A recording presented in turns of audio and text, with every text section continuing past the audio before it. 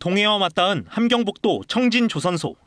진수식 하루 전 북한의 5,000톤급 새 구축함은 멀쩡한 모습으로 진수 준비에 한창이었습니다. 그런데 진수식 도중 사고가 났습니다. 이동 보조장치에 실은 배를 측면으로 밀어 띄우려 했지만 균형이 깨지면서 배 뒷부분 보조장치가 이탈한 겁니다.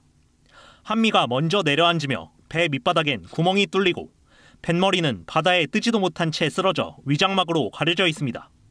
크기나 규모 이런 것들을 볼 때 최연호와 비슷한 장비를 갖출 것으로 보고 있고 측면 진수가 실패했다고 평가합니다.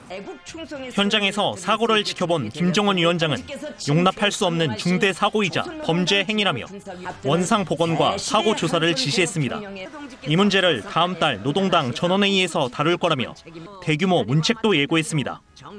연일 해군력 강화를 내세우며 속도전을 벌이다 체면을 구긴 셈인데 하루 만에 대내외의 사고 경위를 상세히 공개한 것도 이례적입니다.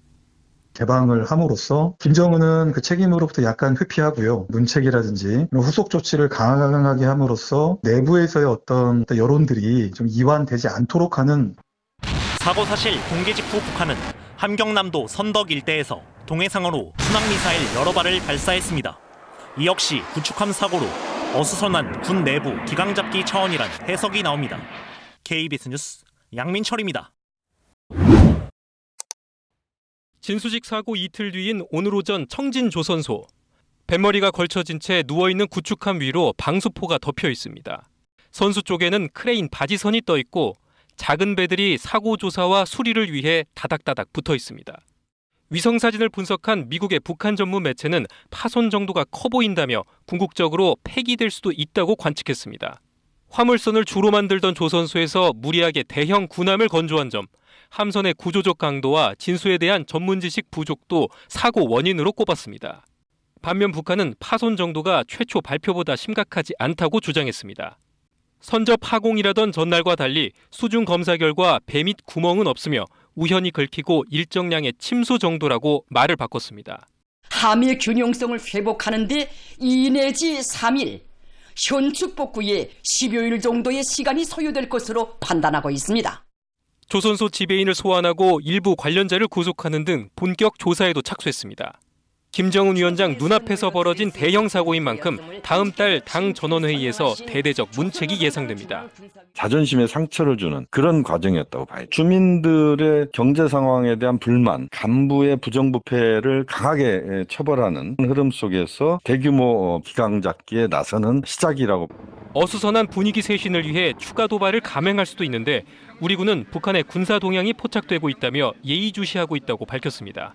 KBS 뉴스 장혁진입니다.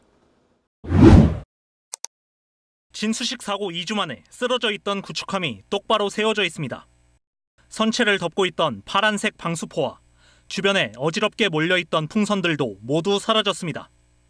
몇 시간 뒤에는 비스듬하게 걸쳐있던 함수가 선대에서 완전히 이탈해 물에 띄워진 모습도 포착됐습니다. 사고 구축함이 물에 뜬 모습이 위성사진으로 처음 확인됐습니다.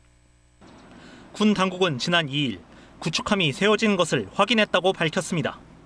내부 수리나 추가 작업들 또 어떤 용골의 변화가 있는지 없는지에 따라서 그 수리 내용이나 기간은 또 달라질 수 있습니다. 배를 세워 물에 띄운 만큼 일단 배수와 침수 방지 작업은 마친 걸로 분석됩니다. 이후 파손 정도에 따라 청진항에 접안하거나 아예 육지로 올려 수리에 나설 걸로 보입니다. 접안시켜 놓은 상태로 기본적인 수리를 하고 진수할 때의 모습을 갖출 수 있다면 아마 항해를 하겠죠. 어느 정도 성능이 나오면 그 상태로 운영을 할지 아니면 전면적으로 수리를 해야 될지. 앞서 북한은 배수와 균형 회복에 2, 3일, 배 옆면 파손을 복구하는 데 10일 정도 걸릴 거라고 밝혔습니다. 당초 제시한 시점보단 이미 상당히 지연되고 있지만 김정은 위원장이 6월 말까지 복구를 끝내라고 못 박은 만큼 시한을 맞추기 위해 무리하게 속도를 내고 있다는 분석도 나옵니다. KBS 뉴스 양민철입니다.